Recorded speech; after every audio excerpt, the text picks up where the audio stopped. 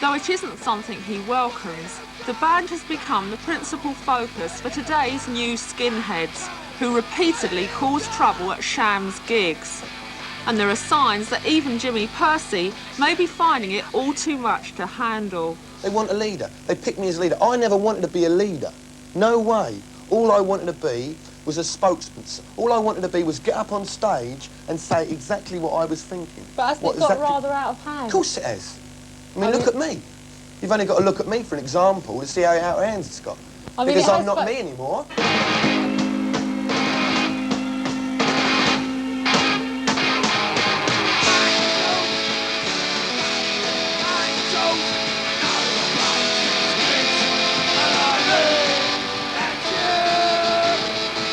Whether Jimmy Percy likes it or not, over the past year or so, more and more kids in London have been adopting the skinhead look and making him their figurehead.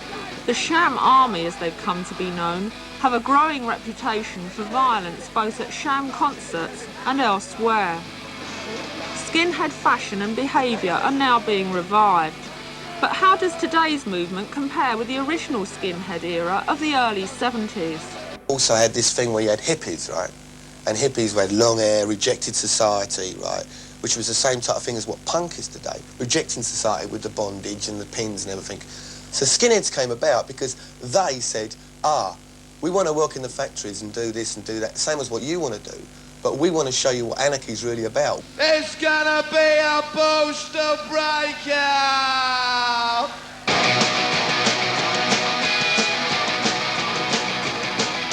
Sham 69 may be said to have encouraged anarchy amongst their supporters in the past, although it is now something Jimmy Percy is fighting to control.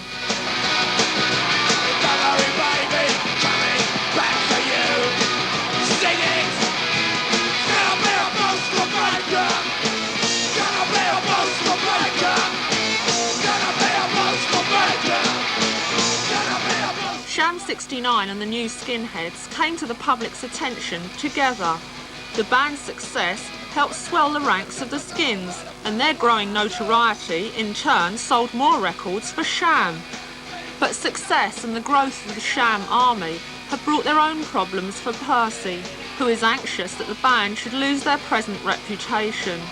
The street philosophy to which he tried to give expression has now turned against him. A hardcore of the audience repeatedly disrupt the band's gigs. Each feels betrayed by the other. I've always believed that I've wanted to get across to them kids, and they are the same as me, and I want to be a part of them. And whether anybody else likes it or dislikes it, I want to be the one, right, that tried at least. Whether I've failed now and I have to destroy whatever I've done, right, and get out, right, or I'll always be able to turn around and say, well, I tried. You kept kicking me in the mouth. So therefore, what the bloody hell do you expect a human being to possibly try and do? The name of this band, Sham 69. There are a few people in this country that do not like us.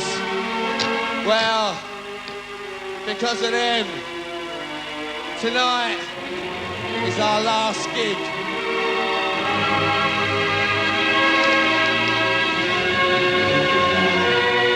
This one is called Sham 69 is Innocent.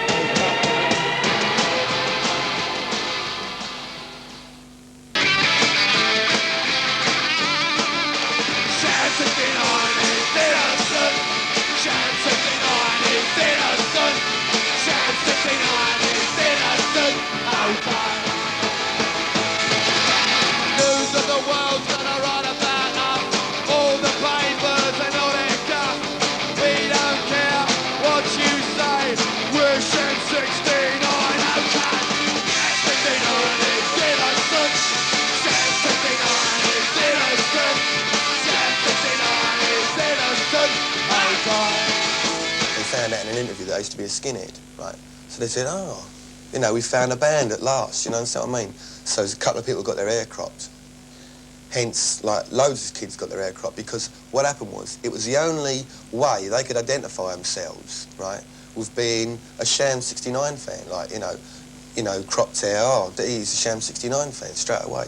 But what happened was, it defeated everything that I believed in. Because what happened was, I was going out on stage saying, look, mods are dead, this is dead, that's dead, anything's dead as soon as it's played.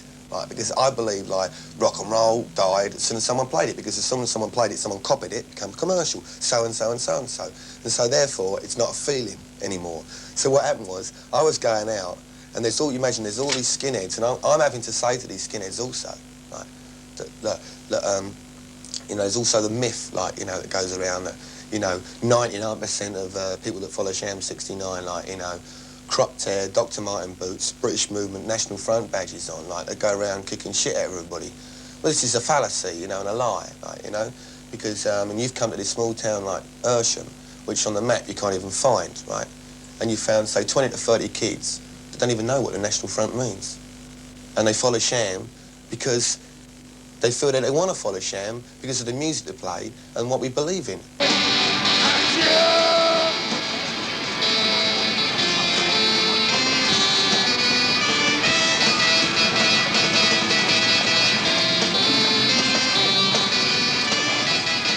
The majority of the kids who go to Sham gigs are just ordinary 14 and 15-year-olds following the latest fashion. Hardly angels, but not the National Front fanatics of popular mythology either.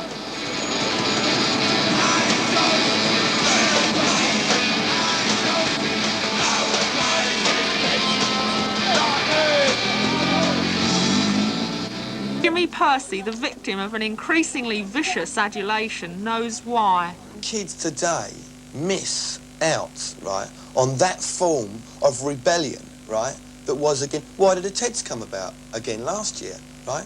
Because there's no more music to follow. What music can follow now? What can we follow now?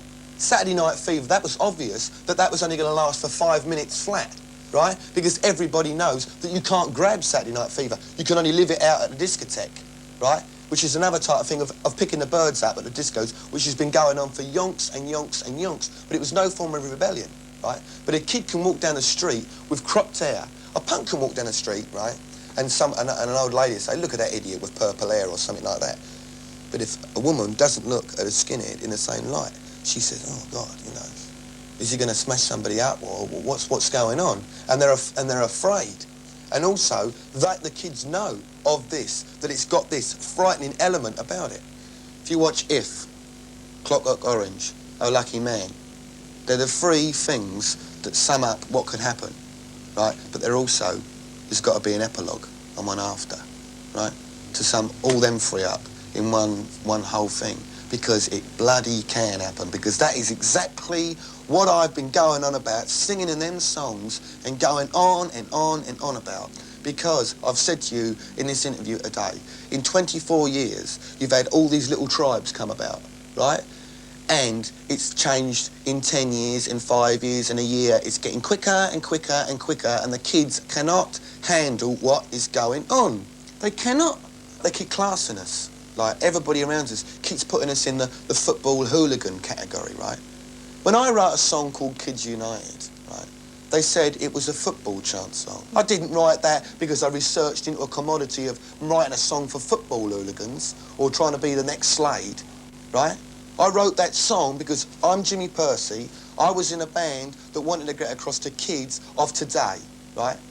But no, they chuck me they chuck me on the floor and they keep jumping on me and hitting me. But I keep trying to get back up and saying, no, you're not going to bury me. This number was written for all you lot.